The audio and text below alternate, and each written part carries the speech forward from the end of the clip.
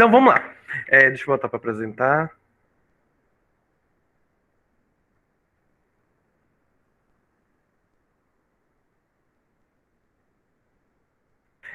Boa noite a todos. Espero que vocês.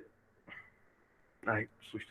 Espero que vocês todos estejam bem. Se minha câmera está errada, é porque eu não estou conseguindo me regular.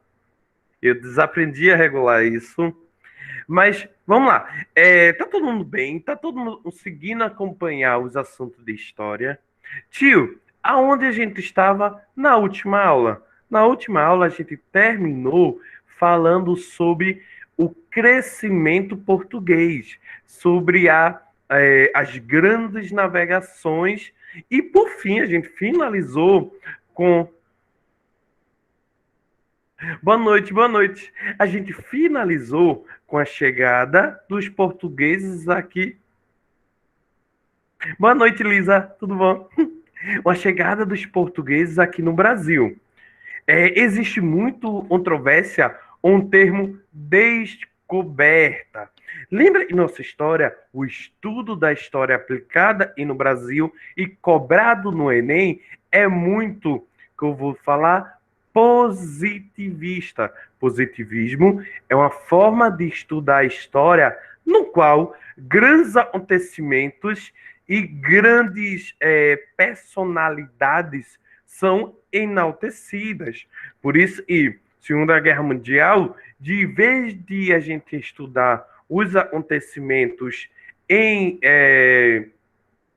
baixo plano, vamos dizer assim, a gente estuda grandes momentos, ou mesmo a própria história é subdividida e dividida em grandes acontecimentos. Invenção da escrita, queda de Roma, a segunda guerra, queda de Roma, o Constantinopla. Depois a gente tem a queda da Bastilha na Revolução Francesa. Todos esses são grandes acontecimentos. Por isso que ainda na história a gente fala descobrimento, pois, por ser uma escola europeia, o positivismo bota ao centro a Europa. Mesmo a gente tendo grandes civilizações, personas e até grandes sociedades fora daquele centro europeu. África, China, Japão, nas Américas, Centro-América, América aqui do Sul, tiveram grandes povos. Olha, eu não estou falando sociedade, eu estou falando povos. Sociedade é um termo europeu que eram gigantescos em cultura, arte, em diversos fatores. Na hora que a gente fala do Brasil, a gente encaixa o Brasil no ano 1500, com o seu descobrimento. Esse termo é usado. Ai, que susto. Esse termo é usado porque a nossa história é ainda europeia. Os europeus, boa noite, a gente está entrando agora. Os europeus descobriram de fato um novo local. Tá entendendo porque a história é complicada em termos, por isso a gente não pode relevar ou achar o termo errado, a gente tem que entendê-lo. Daí eu deixo para vocês, não cabe ao tio, não cabe ao professor tirar sua conclusão. Eu dei a vocês o porquê uso de descobrimento. Ah, Joab, esse é no século XVI. Lembrando a contagem, no século XV, na verdade, não, XV. Lembrando que os séculos são contados a partir de 1501, passaria a ser século XVI. Século XVII, antes do Pedrinho. Do Pedrinho é muito bom. Sim, a gente tem relatos de chineses, de islâmicos, que já conheciam a América. Ah, tio, então por que a gente não estuda? Isso deve ser muito interessante, porque nossa história é europeia. Quem é o grande descobridor? Quem é o descobridor de Pocahontas? É um galego. Quem salva os navios em Avatar? Um homem branco. Ou seja, a história que a gente vê, principalmente no cinema, mas em quadrinhos, em livros, conta muito sobre o quanto o europeu é o salvador. Massa, ele vai carregar a sociedade. Se isso é bom ou ruim, é com vocês. Tranquilo? Sabendo disso, sabendo onde a gente estava, grandes navegações, renascimento científico, cultural, urbano e comercial, ou seja, a gente está falando do começo da Idade Moderna. A modernidade chegou, mas chegou para quem? Será aquele rapaz camponês, bichinho, sabia? Agora eu sou moderno. Agora sou moderno. Será? A modernidade é um fator que a gente vai ter que estudar. Porque o moderno. Mas antes disso, vamos ter uma calma. A gente vai estudar isso onde voltar para a Europa. Mas vamos falar do nosso querido e talvez amado Brasil. Uma curiosidade a quem interessar possa ser, o termo brasileiro é um termo errado. Ah, tio, mas é usado, é oficial? Sim, é usado, é oficial. Lembra que o madeireiro é quem trabalha madeira. Brasileiro é quem trabalha o madeira, especificamente o pau-brasil. Ah, então, tio, qual seria o termo certo para quem nasce no Brasil? Ele não é usado e não é oficial, mas seria o certo, que é o brasiliano. O pau-brasil, a gente vai reconhecer... Alma. Acho que ainda tem mais alguma coisa. Mas antes de ir para o Brasil, vamos revisar, rever o que aconteceu antes da descoberta do Brasil. O marco inicial das grandes navegações é a conquista de Portugal à cidade de Ceuta. Eu não sei se é Ceuta ou é Celta. Boa pergunta. Mas eu vou chamar de Ceuta. Essa cidade, uma importância gigantesca, pois ela se encontra ao norte da África. Ela é o contato entre... ele é ao norte da África e o Celta fica entre ele e Gibraltar. Gibraltar. Eita. É o famoso estreito de Gibraltar. Economicamente, ele é uma área muito estratégica. Portugal decidiu conquistar lá em início, pois por que Portugal queria tanto fazer essa viagem? Era turismo, tio? Era comercial? Era para quê? Sim, ela era totalmente exclusiva comercial. Se vocês olharem na foto pequenininha aqui em cima, vocês percebem que existia um ponto de saída, Portugal, e existia aonde eles queriam ir. Era um tal de Índias, China, o chamado Oriente. Mas, tio, o que fazia o Oriente ser tão querido pelos portugueses? A gente entende, a gente chama, na verdade, de especiarias. Especiarias são produtos que dão geralmente gosto ou cor às coisas. Gosto é uma coisa muito, muito, muito importante. Já que os europeus, no momento, comiam sem sabor, sem açúcar, sem sal, comiam sem pimenta, tudo era meio sem sabor. E você botar um sabor na carne, além de ser bom, os nobres e a alta burguesia se interessavam muito nisso. E é uma sociedade, a gente está falando, corporativa.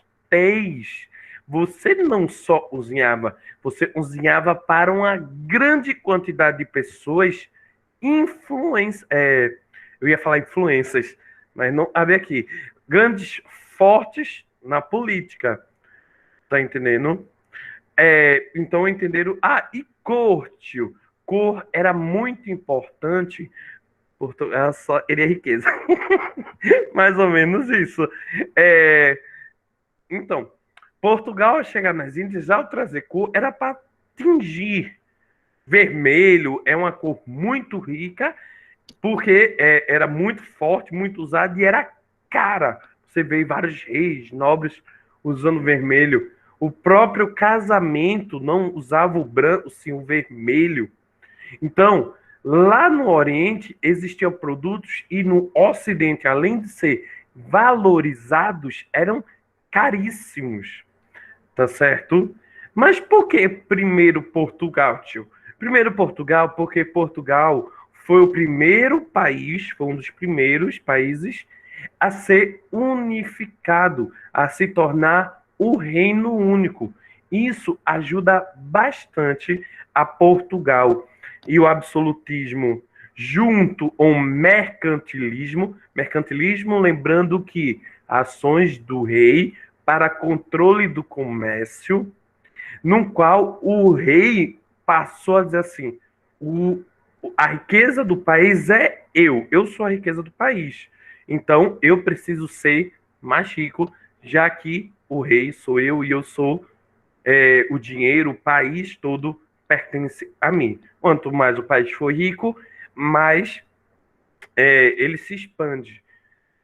Mas, tio, Portugal, hoje em dia, não é o top da evolução científica. Não, realmente não é. São bons, mas não é o top.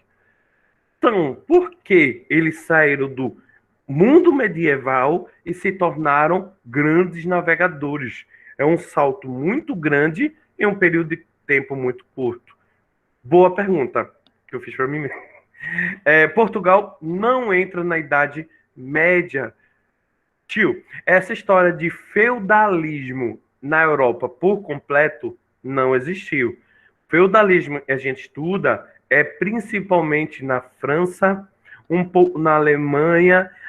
No centro da Europa existia muito, muito feudalismo. Ah, tio, mas eu já estudei e existiu o feudalismo chinês. Sim, mas não é no mesmo período e não consistem no mesmo lugar. A gente tem vários tipos de feudalismo ou coisas semelhantes, mas o feudalismo que a gente estuda, toda a estrutura é mais francês. Portugal e Espanha estavam sendo controlados pelos árabes. Os árabes hoje também não são muito conhecidos pela sua expansão científica, mas no tempo, junto aos chineses, eram o top da ciência. E os portugueses absorveram muito do que os islâmicos, os muçulmanos, já sabiam. Coisas como bússola e astrolábios, tão importantes na navegação, são criações islã, que, lógico, os portugueses absorveram pelo tempo de conquista e conseguiram projetar grandes e importantes navegações. Outra ideia para os portugueses serem os pioneiros era sua posição geográfica. Por estar na ponta da Europa e contato quase completo do mar, eles tinham melhores acesso ao mundo marinho, podiam fazer grandes navegações, tá certo? Lembrando, a gente teve diversos outros fatores e fizeram sim Portugal virar uma grande navegadora, mas esse é os grandes motivos. Cai em prova, tio, geralmente sim. E Portugal foi pioneiro. Lembrando, localização geográfica, contato com os muçulmanos, toda a conquista dos muçulmanos fizeram com que os portugueses conhecessem o mar, ser um dos primeiros a se... Como é? Ser um dos primeiros a se tornar reino independente. Lembrando do absolutismo, rei absoluto, o mercantilismo na qual o rei queria crescer, tá certo? Ah, tio, tu não falou porque eles não foram por terra. Foi burrice minha. Dois motivos fizeram com que as rotas comerciais terrestres não fossem uma boa opção. Primeiro, boa noite, eita, está entrando agora, que é uma ótima noite. Primeiro, os muçulmanos ainda estavam pelo caminho, perigosos, controlavam várias rotas comerciais, já perto do Oriente. Na Europa em si, a gente tinha grandes cidades italianas, como Florença, Veneza, todos grandes cidades e controlavam as rotas comerciais do Oriente para o Ocidente. Então, o rei fez assim, ele estalo e disse: eu não quero mais alguém que seja um intermediário. Os italianos compravam do Oriente e vendiam mais caro a Portugal. O rei decidiu então fazer viagens, vamos dizer assim, por conta própria. A primeira viagem, a gente diz, calma. Em 1532, Martim Afonso de Souza fundou a Vila de São Vicente. Isso aqui é o marco e separa o período pré-colonial do Brasil e o período colonial do Brasil. Para quem não sabe, entre 1500 e 1532, o Brasil não foi ocupado de fato. Ele pertencia a Portugal, mas Portugal não fazia uma ocupação que a gente chama de fato. Por que não, tio? Pois antes dessa primeiro núcleo colonial, o Brasil não tinha nenhum fator econômico que atraísse a atenção dos portugueses. Ah, tio, então entre 1500 e 1530 os portugueses meio e ligaram ferras para o Brasil? Precisamente sim. Massa, essa aqui seria a grande separação, na qual o Brasil passa a ser dominado de fato, quando a gente tem toda uma estruturação política e de governo e tudo mais. Aí daí, em vez de ser o pau-brasil, grande fonte econômica inicial, passa a ser o cana-de-açúcar. Mas a gente vai falar com calma sobre isso tudo. Isso é só um corte, eu quis botar aqui, para a gente entender o que é pré-colonial. Não pense em período pré-colonial, antes da chegada dos portugueses, e sim, é um pequeno corte, período de tempo de 1500 e 1532, no qual Portugal não fazia uma, vamos dizer assim, colonização de fato. Mas, tio, a gente entende que não só o Brasil foi colonizado. A gente sabe que vários outros lugares da América até hoje são colônias ou foram colonizados. A exemplo da Guiana Francesa, que é francesa, como o próprio nome disse, e o Canadá, que ainda pertence à Rainha da Inglaterra, como vários outros lugares, tá certo? Existiram dois módulos de colonização bem distintos, um espanhol e o outro português. Vamos falar de cada um separadamente para ter um entendimento melhor. O modelo de português como o nosso querido Joab falou, era um modelo de exploração. Significa o quê, tio? É pegar tudo e puder financeiramente, politicamente, é explorar o local até ele não ter mais da onde tirar dinheiro. Outra forma outra característica, não, eu vou fazer um bate-bola, cada um, o que cada um faz. Português, exploração. Eita, eu botei exploração, eita, eu botei errado. Então, eu vou refazer esse slide e mando para vocês de novo, mas eu vou falar cada um. O português é o modelo de exploração. É aquele que você vai e tira a riqueza. O espanhol a gente chama de ocupação. Eu vou reformular, quando mandar lá para o trabalho, a gente... Tio, a diferença entre explorar e ocupar. A própria palavra diz. Você explorar uma coisa é você retirar dela alguma coisa e ela geralmente não quer dar. Você está explorando. Ocupar é você ocupar aquele território e fazer aquele território mais um território seu. No caso português, a gente tem um plantation, que é o tão famoso plantation. Plantation é uma estrutura econômica na qual isso ninguém pode esquecer. Latifúndio, escravocrata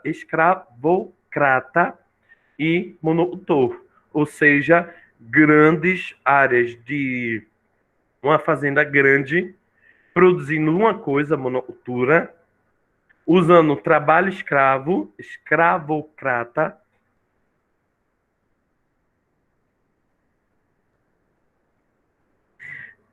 escravocrata, e lembra, plantation é uma forma de produção na qual todo o dinheiro vai para fora do Brasil.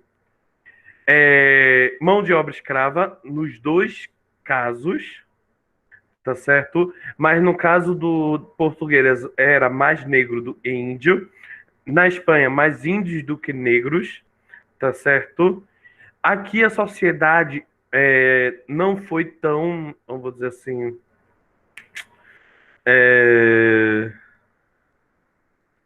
tão hierarquizada no sentido dos escravos indígenas, pois houve menos participação, não estou dizendo nenhuma, em nenhum momento, menos participação de índios e negros na sociedade, diferente da Espanha, na qual grandes indígenas, grandes eu estou dizendo no sentido, grandes politicamente, continuaram a participar e influenciar a cidade, tendo diferenças entre a sua força, dando nome, como chapetones, crioulos, mestiços, negros e índios, cada um sendo rico, pobre, o nobre famoso, tá certo? No Brasil, a administração política de Portugal, um agente, foi bem fraca, deixando os brasileiros mais à vontade. A gente vê e existe uma pressão maior no Portugal, lá onde a gente tem a mineração. Mas até esse momento, Portugal influencia muito pouco na nossa política, diferente das colônias conquistadas pela Espanha, na qual há uma ativa participação do reino espanhol. Outra coisa que a gente não pode esquecer é que, ao ser conquistado tanto o território espanhol quanto o território do Brasil, já existia antes o que a gente chama de Tratado de Tordesilhas. O Tratado de Tordesilhas divide não a América, e sim o mundo em duas partes. Uma pertencendo à Espanha, que seria a parte mais no interior do Brasil e quase toda a América do Norte, e outra parte pertencendo a Portugal, incluindo o litoral nordestino, o litoral centro-oeste e a China. Então, tranquilo esse Tratado Tordesilhas. Em geografia, a gente aplica o Tratado de Tordesilhas como primeira regionalização do Brasil. Lembra, a gente tem várias regionalizações do Brasil, incluindo a que a gente usa hoje em dia, Norte, Nordeste, Centro-Oeste, Sul e Sudeste. Essa é considerada a primeira divisão. Lembrando, e esse contrato, essa divisão foi feita entre Portugal e Espanha, assinado à frente do querido Papa do momento. Lembrando, e países como Holanda, França, entre tantos outros, já nesse momento não gostaram dessa divisão, pois a divisão era entre dois países, podendo sim, Holanda, por exemplo, tão forte e já era, não receber nenhum caquinho do mundo conhecido. Como agora a gente irá entrar no Brasil, de fato, a gente ainda não tinha entrado, tudo que a gente tinha falado antes envolvia a Europa e a África. Eu quis recolocar de forma horrível isso aqui para mim, eu vou reformular, mas para a gente lembrar quais são os principais períodos aqui do Brasil. Começando o Brasil pré-colonial, entre 1500 e 1530, Polônia, 1530 a 1822, Brasil Imperial, 22 a 89, República Velha, 89 a 1930, e Nova República, 1930 até os dias atuais.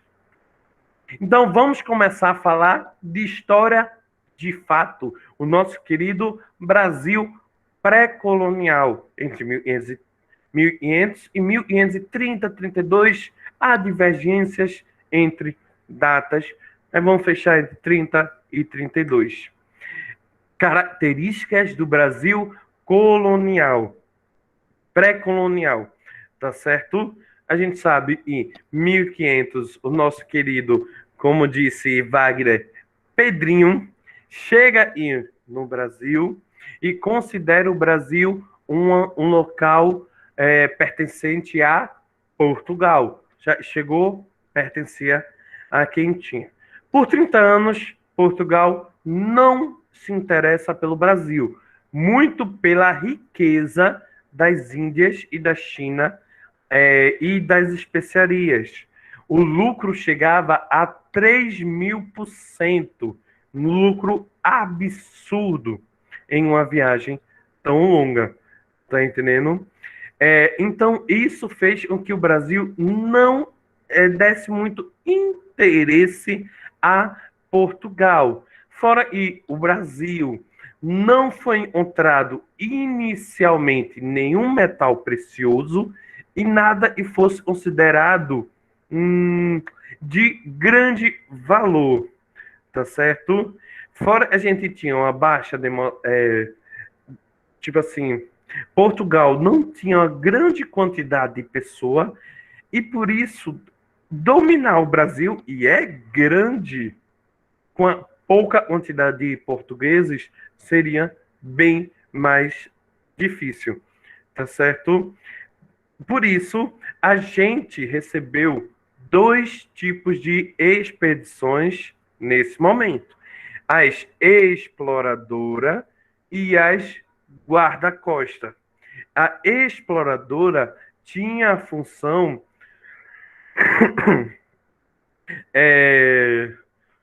de conhecer, de não só conhecer, como de absorver, pegar as riquezas que aqui fosse produzido ou que aqui já existia.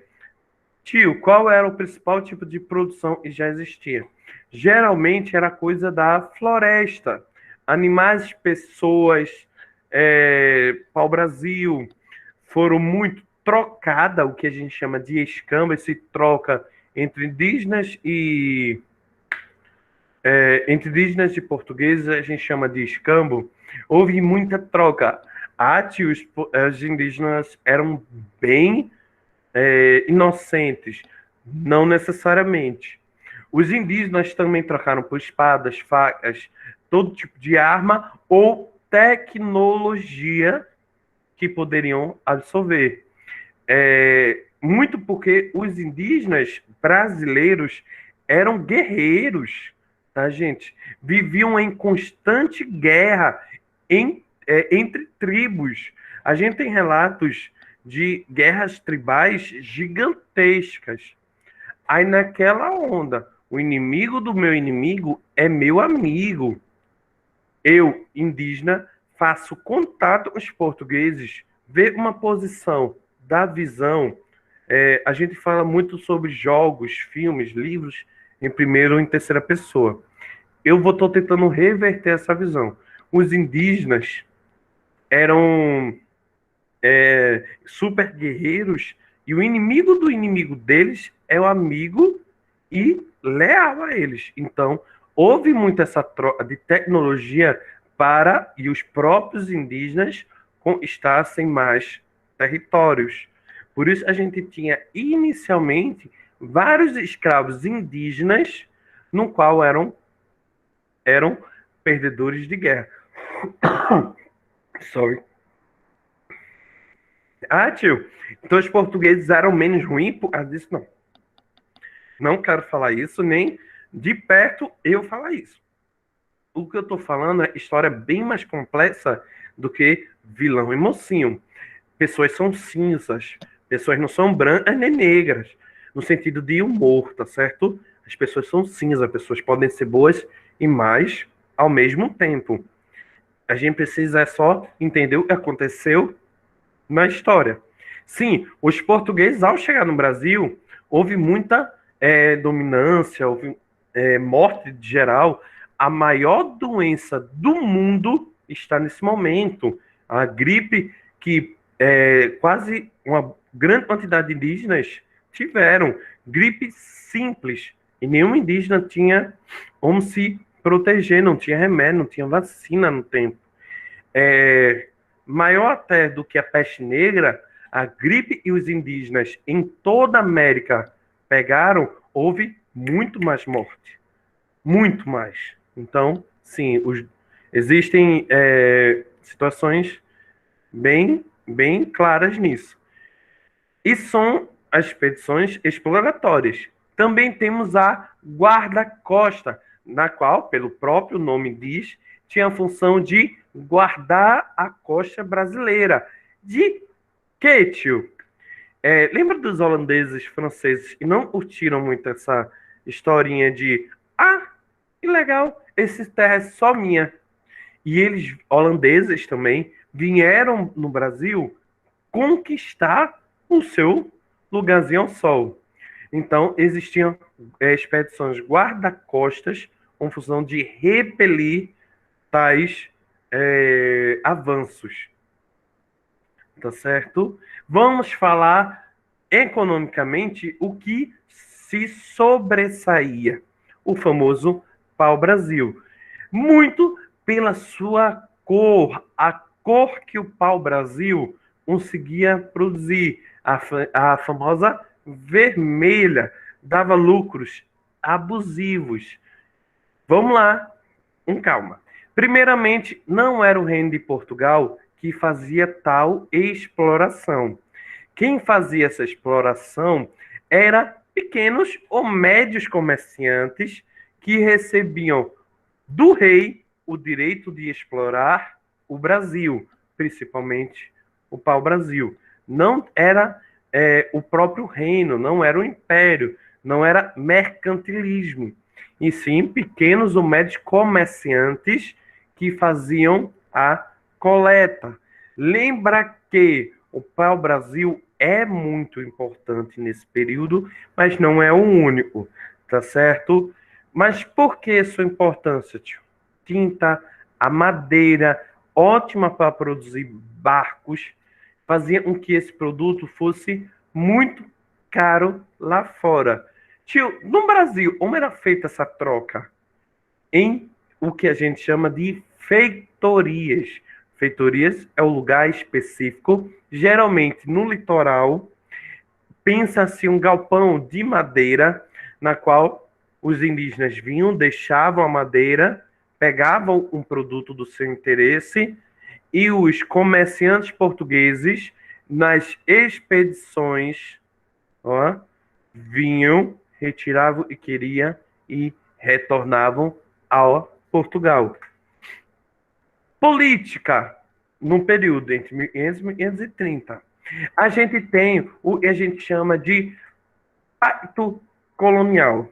Já que não existe uma dominação completa do Brasil, em si, pequenos, vamos dizer assim, pequenos comerciantes vindo para cá, houve então um contrato assinado por Portugal a Portugal mesmo, chamado de Pacto Colonial, na qual a colônia só podia fazer comércio com a sua capital. No caso, o Brasil seria Portugal.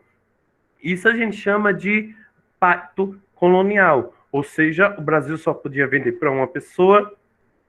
Se você só pode vender para uma pessoa, você vende barato.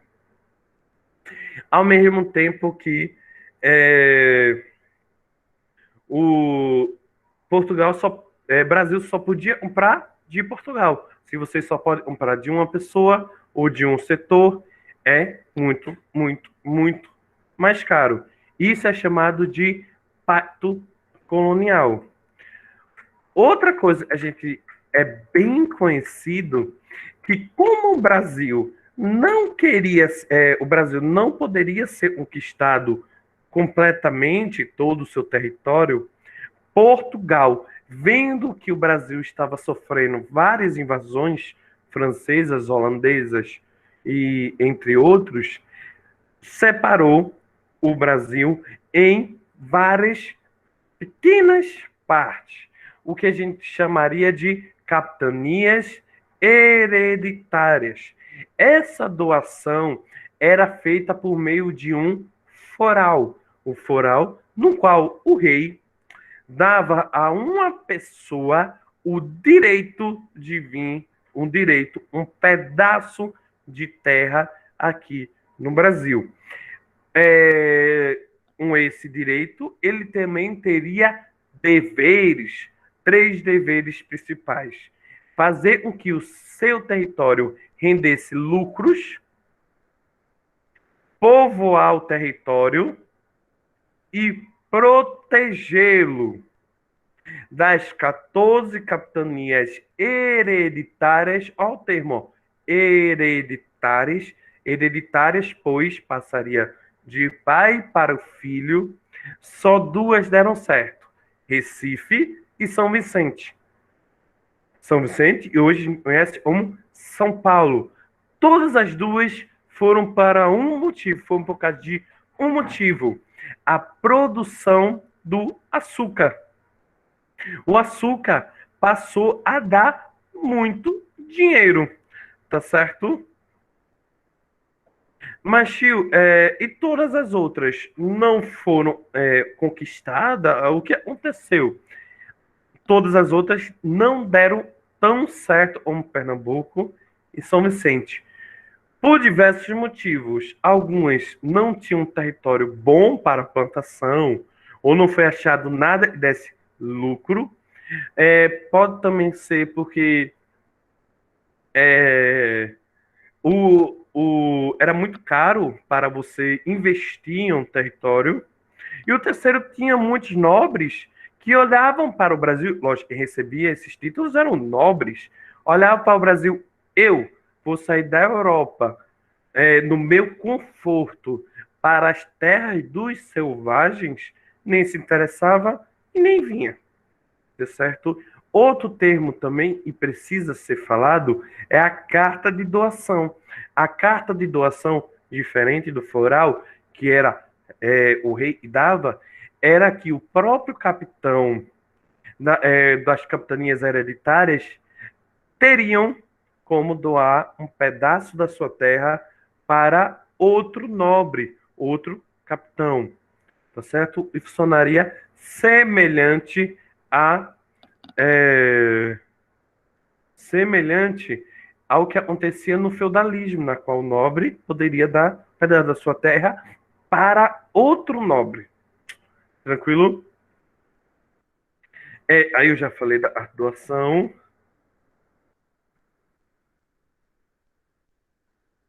Mas como vimos, as capitanias hereditárias de fato não deram vou dizer assim, não deram tão bem quanto o rei pensava. E as invasões continuavam. Foi a partir desse tempo que a gente fez o seguinte: tira os permanece os capitães, na verdade, e a gente coloca um governador geral. Esse governador geral tinha a função, entre outras, lógico, de. Ai, deixa eu ver. Calma. Aqui. Eles tinham a função, entre outras, de ser centralizadores da política brasileira. Aquelas pequenos grupos e controlavam regiões, agora tinha perdido poder para um poder mais centralizado. A função do capitão do governador geral era diminuir a força e diminuir a força local e corrigir alguns problemas em algumas capitais, tá certo? A gente primeiro governador geral foi Tomé de Souza.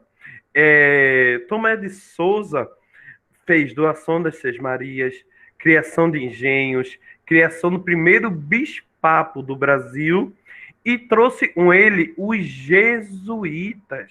Jesuítas, na hora que você estuda geografia, falando sobre a criação da população brasileira, os jesuítas são bem importantes. Vindo nesse período, junto com Tomé de Souza, os jesuítas tinham a função de catequizar os índios que moravam aqui no Brasil.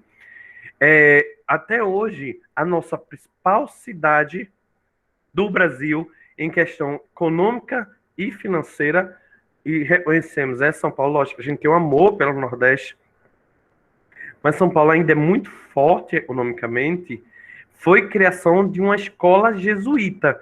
Várias escolas em Pernambuco, não sei se todos são de Pernambuco, são jesuítas ou religiosas, como o próprio Marista, como o próprio Damas, Imaculado. Vários colégios aqui do Brasil têm essa característica. Os jesuítas vieram com Tomé de Souza para catequizar os indígenas. O segundo governo foi de Duarte da Costa.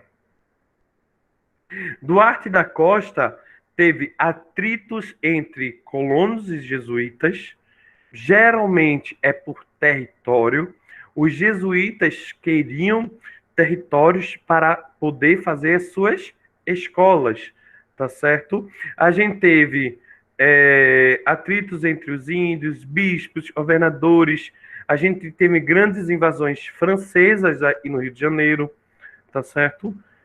O terceiro foi Mendes Sá.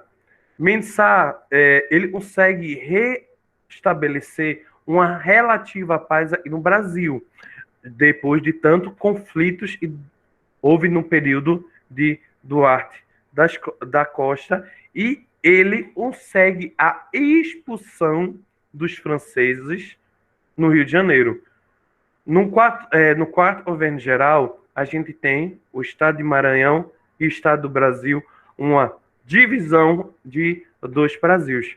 Tio esqueceu de falar, a gente já está num período... eu esqueci de fazer a divisão.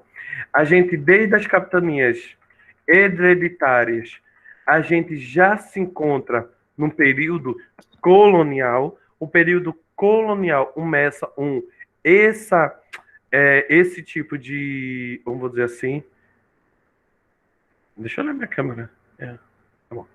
Esse tipo de separação do Brasil, esse tipo de colonização do Brasil, tá certo? A partir desse momento a gente já está num período colonial.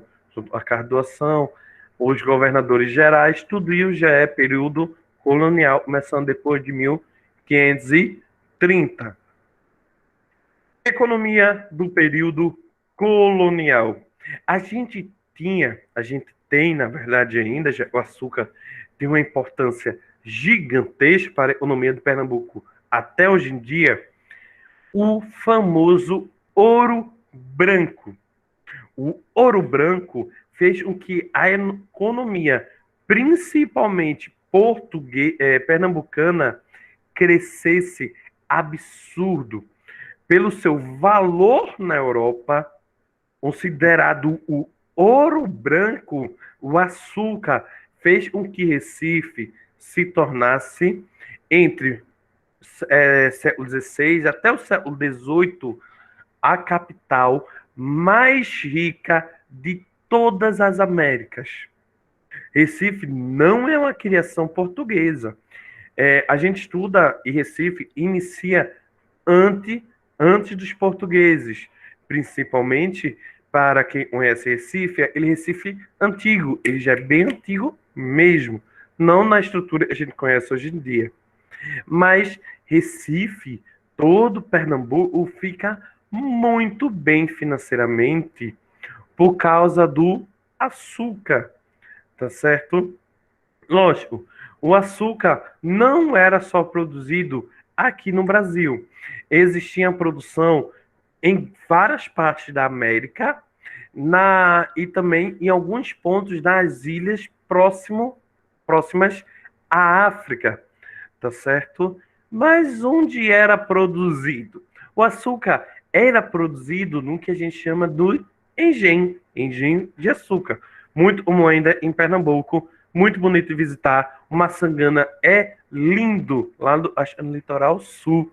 É muito, muito legal de visitar, tá certo?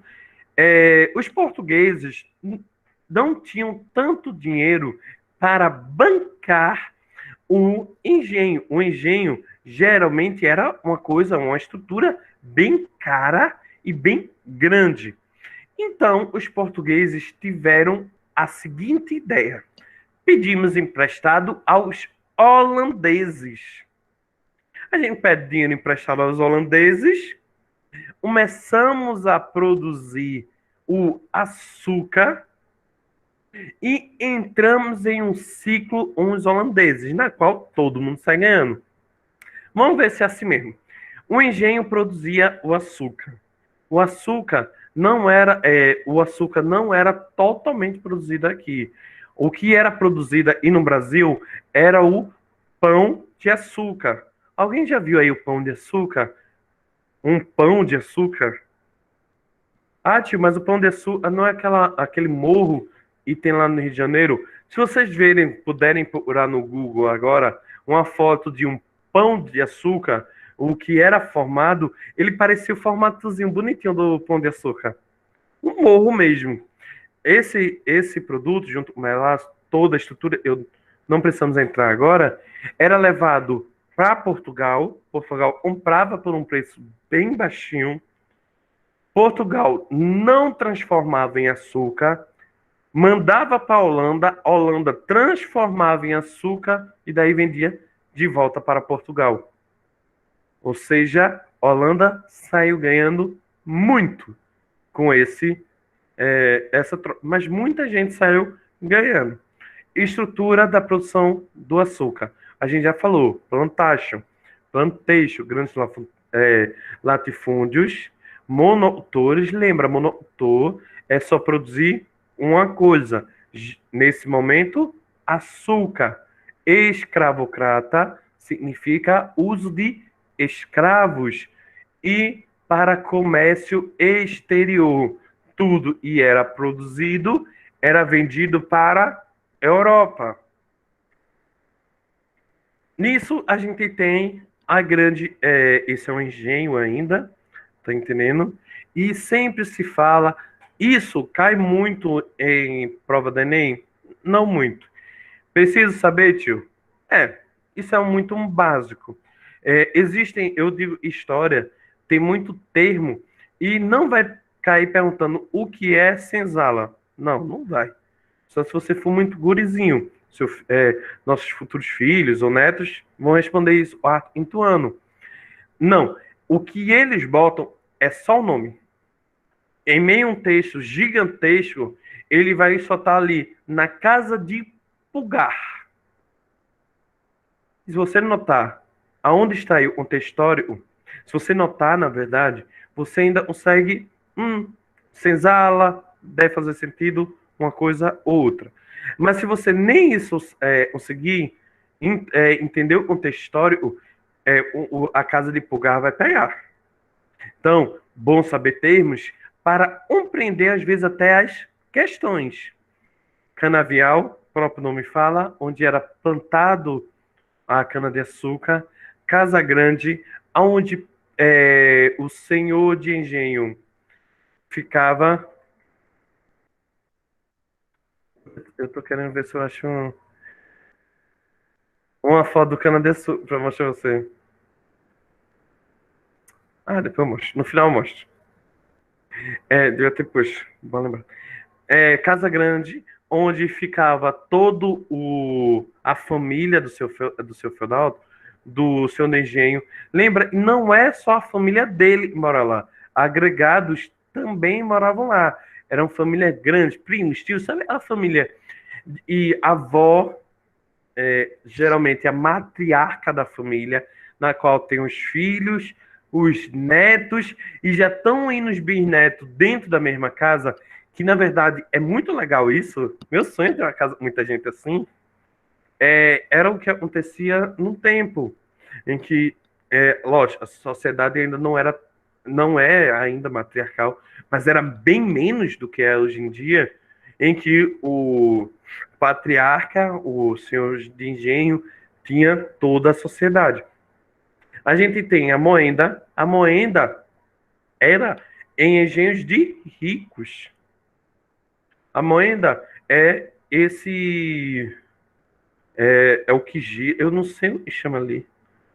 É a moenda, ela gira com a força da água, fazendo com que o maquinário da produção do açúcar não precisasse de força humana ou animal. A própria água fazia as coisas girarem. A caldeira para a produção, casa de pulgar. Casa de pulgar é onde está todos, é onde os instrumentos onde são guardados. É meio um depósito, assim deixando. Tá certo? E a casa do Pão de Açúcar é onde fica os. Porque eu queria pegar um pão. No final, eu pego um pão de açúcar para ter o transporte. Tá certo? A sociedade feudal. Feudal não. A sociedade açucareira. Nesse momento, a gente fala realmente sociedade açucareira. Pois, quando a gente vai falar do Brasil colônia, lógico, quando a gente fala de uma sociedade, a gente tem que englobar muita gente. Mas para a história, o importante, entre aspas, seria a sociedade açucareira. Lógico, um espelho do que a Europa nos mostrava, a sociedade açucareira tentava muito se espelhar no que era na moda europeia. Roupas, costumes, leitura, o próprio ato da preguiça era muito cultuado nesse tempo. Era até errado você trabalhar. Em estudos, eu lendo, relendo, tudinho, você nota que existia a famosa mácula de sangue. Tio, o que é uma mácula de sangue? Para você ser considerado uma boa pessoa, lembra das aspas? Uma boa pessoa para essa sociedade, você nem seus parentes anteriores poderiam ter trabalhado.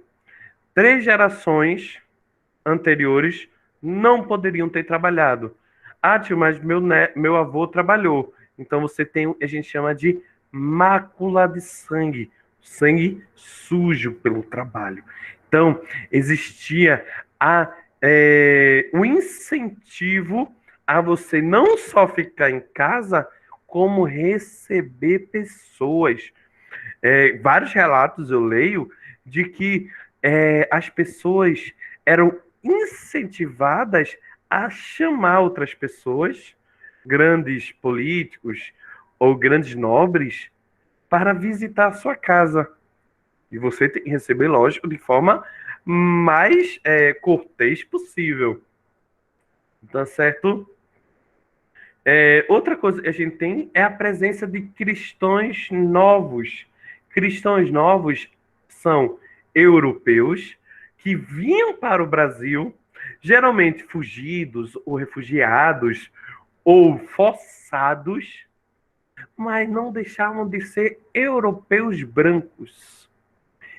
Sim, além de ser considerados cristãos novos, novas pessoas, assim falando, eram muito comum mulheres de senhores de engenhos, filhas de senhores de engenhos, serem forçadas, ao termo sendo relativo, forçadas a casar com homens brancos europeus, para manter, lógico, uma família pura. Europeu puro, entendeu? Mesmo ele sendo uma pessoa muito ruim lá na Europa. Mas quando chegava aqui, não deixava de ser um europeu branco. Então tinha todos os privilégios. E isso cabe a ele. É, Outra coisa também é a possibilidade de alforria. Lembra que alforria é quando o negro é liberado, uma carta de alforria. No Brasil existia isso. E também a gente tem uma sociedade dividida em castas. Lembra que castas é uma divisão em que é aquela formação de um triângulo na qual lá em cima é um espaço menorzinho e lá embaixo é um espaço maior, um triângulo. Lá em cima a gente tinha os aristocratas, senhores feudais, senhores de engenho, tá certo? E embaixo os homens livres, senhor sem terra, ferreiro, carpinteiro, comerciante, capataz. E lá embaixo, em uma grande quantidade, escravos. Tá certo? Os escravos, como a gente vai ver em Roma, é a base da economia açucareira. Se vocês tiverem a oportunidade de assistir, não é um relato brasileiro, mas é um relato muito legal de assistir, é 12 anos de escravidão.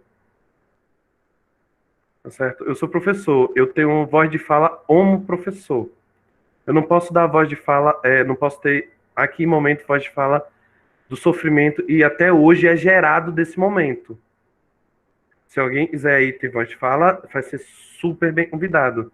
O que eu posso falar a vocês, e a gente tinha uma base de uma economia, uma escravidão. A política, o comércio, a produção brasileira era feita em cima da escravidão. Sabendo disso, vamos falar um pouquinho sobre ela, a escravidão em si, tá certo? A maioria dos negros brasileiros vieram do litoral oeste africano, o nosso litoral leste, aqui o nosso litoralzinho. A gente considera, não é uma sociedade, a gente chama de tronco, é mais ou menos de tronco, né? Tronco linguístico a gente chama Bantu. Os Bantus, muito vindos do oeste africano, nos trouxeram diversas coisas e foram absorvidas pela nossa cultura de hoje em dia. Muito. Ai, muito obrigado, jovem. Eu tava agonia para mostrar isso. Perfeito, é isso, é isso, é isso, é isso, é isso, é isso. É isso. Perfeito, perfeito, perfeito. É, então, os Bantus trouxeram para a gente até hoje diversas características da nossa cultura, da linguagem, até danças, espiritualidade, da palavra moleque, e significa criança em Bantu, ou bunda, e significa a mesma coisa em Bantu, até várias religiões afro-brasileiras. Mas vamos falar da escravidão em si, tá certo? Uma das características mais cruéis da escravidão e foi utilizada aqui nas Américas era considerar um ser uma mercadoria. Ter uma visão de um ser pode ser vendido ou comprado em nenhuma hipótese é aceitável. Massa? Em nenhuma hipótese. Mas a gente está falando de história. E a gente precisa notar que, citar que essa venda era feita em praça pública. Quem já teve o prazer de ir para Olinda, conhece o. Ai, me esqueci o nome daquele mercado. Tem um mercado em Olinda, que ele é muito famoso, e eu acabei de esquecer de propósito o nome a vocês, que ele era um mercado e vendia coisas, e vendia, além de outras coisas, negro. O negro. Frase babá. Não, que é na Olinda Velha. É perto da frase, é lá em cima. É da Ribeira, da Ribeira. Obrigado, Wagner. Da Ribeira. Não, da Ribeira, da Ribeira, da Ribeira.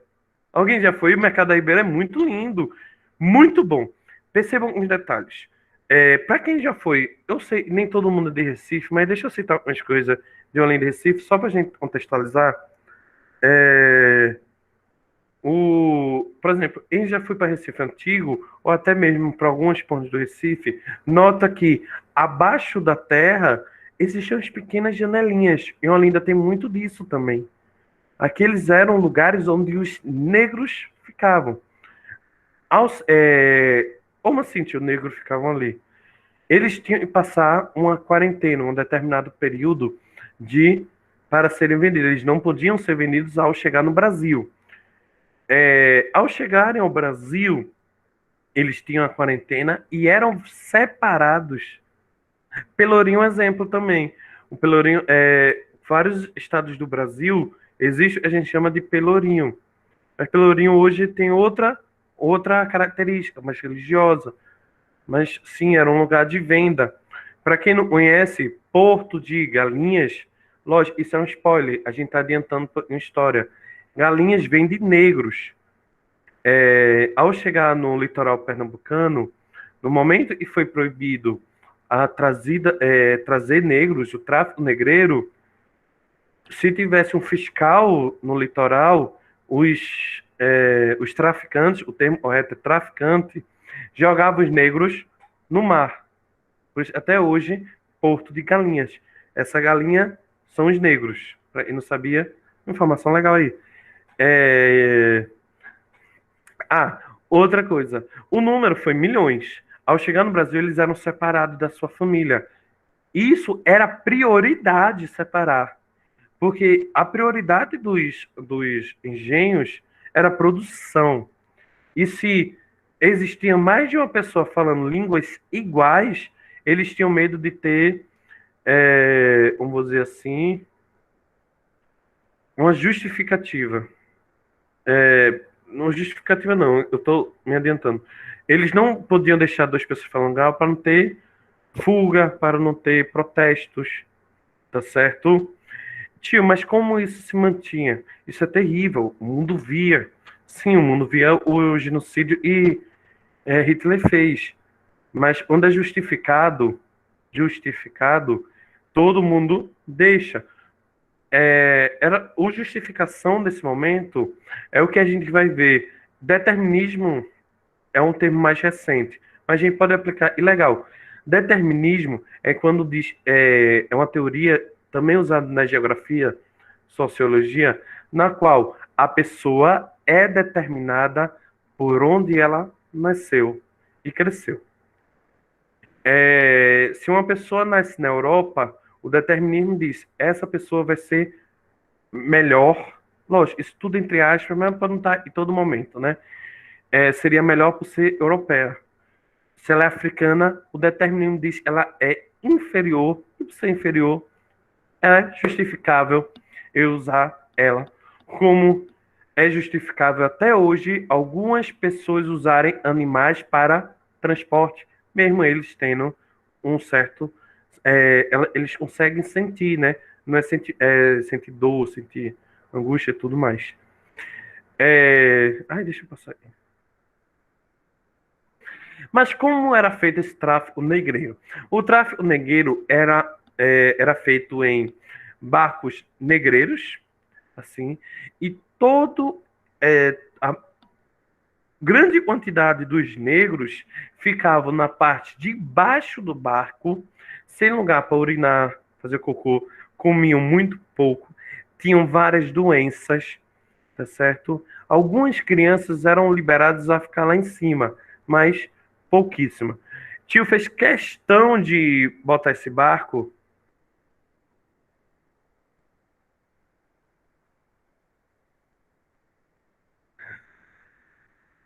Ah, não é? É muito legal, né? Valeu. Eu tô rindo do comentário de Eu tô rindo com o comentário de Vanessa. Sim, é lindo, é muito legal quando você vê o Pão de Açúcar. Ele realmente parece um Pão de Açúcar do Rio de Janeiro. Ah, é muito legal. Pra vocês, eu botei esse barco. Meu professor lá da escola botou o barco com vários negros embaixo. É massa, é bem chocante. Mas vocês terem noção, 40 pés.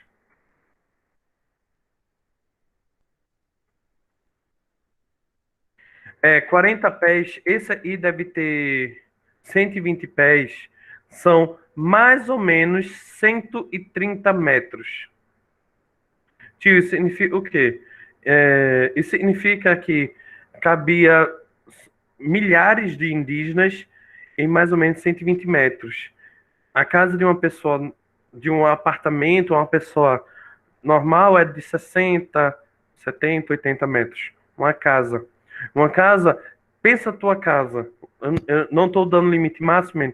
Imagina milhares de pessoas achotadas nesse local, de forma mais sem higiene possível. Lógico, não era escolha delas. Aí chegava no Brasil, tinha sua família totalmente separada. É bem complexo. Tio, mas eu já li, já estudei que a maioria dos africanos que vieram aqui para o Brasil foram vendidos por outros negros lá na África. Sim, isso é um estudo muito complexo. Mas existiu, eu não estou dizendo, não estou dando grau de valor, estou dizendo fato, existiu. Isso significa que os portugueses fizeram tão ruim aqui quanto fizeram lá também. Não inocenta ninguém, mas ninguém vende celular roubado se não tiver em compre. Então, ruim é meio um contexto bem pesado e muita gente sofreu. Não cabe a gente tá, tá, tá. Vamos continuar. Então, mas houve a seguinte fato. O Brasil entra no a gente chama Portugal, tem o seu rei, o rei de Portugal faleceu, e existe, a gente chama de vácuo do poder. Vácuo do poder é quando não existe ninguém para absorver esse poder, para ter para si. O rei espanhol disse: Mas, gente, eu sou primo da mulher dele. Eu era primo ou era sobrinho, desculpa a falha. Da mulher dele. Então, eu sou herdeiro legítimo. Então, ele uniu Portugal à Espanha em um só país, chamando assim de União União Ibérica, tá certo? A União Ibérica é a união entre Portugal e Espanha, tá certo? É controlado pelo rei da Espanha. É, esse somatório, Portugal cancela aquele acordo acordo com a Holanda. Vocês lembram de que a Holanda tinha a função de produzir o açúcar e revender, ou seja, Portugal nem conseguiu o dinheiro completo da produção do açúcar, tá certo? Nisso, é, nisso, nisso, a gente tem uma grande necessidade dos holandeses invadirem o Brasil para conseguir a conquistar é, todo esse território, tá certo? Professor, Ai, meu Deus, Jesus, mata o coração não, Job. Diz aí. vê, ô professor, foi por esse motivo que aconteceu a guerra dos portugueses com os holandeses? Sim, sim, sim, sim. Isso foi Ah, o que, em 1627, mais ou menos, ou foi depois? não, a gente tem várias pequenas guerras entre os portugueses e holandeses, culminando na guerra e destruir Olinda. Olinda foi destruída pelos holandeses. Depois foram para. Job, deixa eu segurar só um negócio aí. Gente, eu resolvi fazer a próxima aula só de revoluções e revoltas. A gente tem que falar, a gente precisa falar, além das invasões holandesas, a gente precisa falar também, Job, de todas as revoltas coloniais, incluindo essa que você falou, incluindo quando Pernambuco vira independente, tá certo? Todas as revoltas a gente vai sentar na próxima aula e falar. Ah, tipo, eu tô não falar hoje, porque são muitas. Muitas, muitas, muitas. Aí, preferi incluir a gente aqui, só para a gente entender onde foi as invasões holandesas. Joab está corretíssimo. A gente teve várias guerras entre portugueses e holandeses. Lembra que a gente também teve revolta, Joab, entre lusos brasileiros, e são brasileiros e portugueses, e seus descendentes, e os holandeses. Lembrando, houve ajuda da Inglaterra e tudo mais, por isso a gente precisa um dia só para falar de revoltas. Senão, essa aula ia ficar muito longa e muito sem a gente conseguir caminhar. Legal, então é melhor parar uma aula, como a gente fez em Renascimento, e só focar em revoltas. Tranquilo, Job? Tá certo, professor. Ai, meu Deus, vai matar do coração. Já viu que eu sou gordo? Eu morro. Tá Ai, certo, vamos lá. professor. Desculpa. Então, é... Bom, eu vou parar por aqui. A nossa aula terminaria aqui. Tio, para onde a gente vai na próxima aula? A próxima aula a gente vai parar, dar um stop e falar das nossas revoluções. Revolução de 1817, a dos mascates, todas essas revoluções que foram fundamentais para a formação da cultura e da nossa sociedade, tá certo? Mas antes de ir, eu me esqueci muito de falar uma coisa muito importante. A gente fala, lógico, sobre a escravidão em si, mas eu não posso esquecer também, e houve, o que a gente chama de resistência. E não pense em resistência por meio de batalha só, não. Sim, houve resistência por meio de luta, mas houve vários tipos de resistências e eu preciso, é obrigatório falar, tá certo? Resistências como dança, arte em geral, isso é resistir. Onde a gente está falando em uma dança e tem origem afro-brasileira ou até mesmo africana, é uma forma de resistir. Quando todo mundo não queria que você propagasse a sua cultura, já que você nem humano, nem cultura deveria ter, você continuar dançando, continuar cantando, é uma forma de resistência. Tranquilo, gente? Muita gente fala sobre danças como maracatu, a própria capoeira é inventada posteriormente, e a gente nem dá muito valor. Sim, são resistência. Resistência sempre é importante. Resistência também por meio de guerra. A gente teve várias resistências, fugas. A gente teve um dos piores tipos de resistência, o próprio não, né? O suicídio. Existem vários relatos de suicidas negros que se suicidavam ou matavam seus próprios filhos, pois não queriam que os filhos vivessem nessa forma, o tipo de vida. A gente teve uma das resistências mais famosas, o próprio quilombo ou os quilombolas, que eram estruturas, cidades criadas para resistir, na qual o comércio, cultura, arte, tudo caminhava bem tranquilo, mas a gente teve a resistência, a fuga. É, um dos principais personagens dos quilombos é o próprio Zumbi. Zumbi é uma curiosidade. Zumbi é um termo que veio da própria pessoa. Zumbi hoje, na cultura nerd, filmes, cultura, é o morto-vivo. O zumbi veio desse personagem que a gente está falando hoje.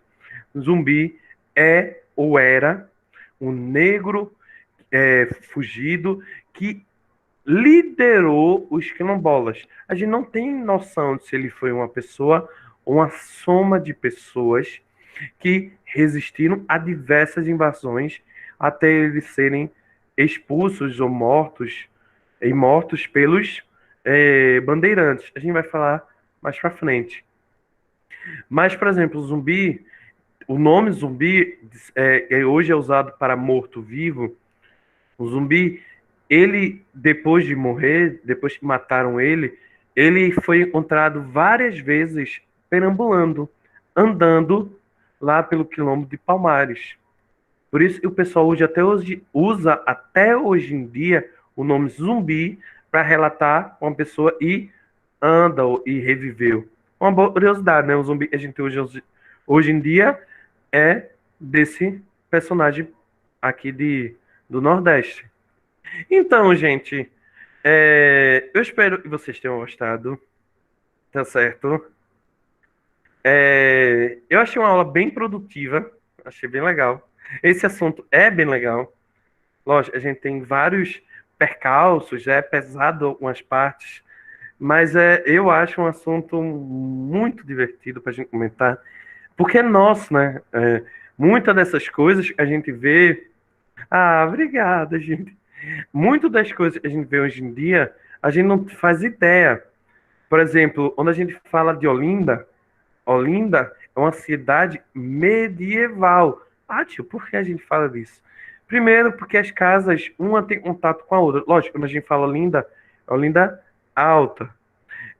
Outra curiosidade de Olinda é que a igreja central, todas as outras igrejas estão viradas para ela. Isso na maioria das, dos conjuntos. Por exemplo, a igreja da Sé, para quem conhece Olinda, se você olhar para todas as igrejas, outras igrejas estão viradas para ela. Isso mostra a importância. Então, gente, espero que todos mundo tenham gostado. Foi muito legal falar sobre isso. Isso é muito interessante. Isso é nosso, gente. Não falem mal, não, por favor. E até daqui a 2 semanas, a gente vai. Daqui a 2 semanas, a gente só vai ver treta. Treta, treta, treta. Ah, eu vi já. Cadê? Ah, boa noite. Até a próxima.